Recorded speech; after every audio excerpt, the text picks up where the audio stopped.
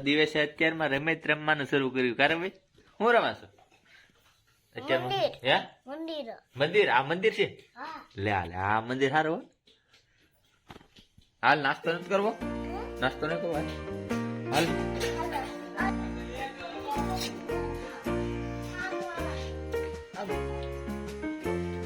મેળામાં લીધું છે ને તૂટી ગયું છે તોય વાગે છે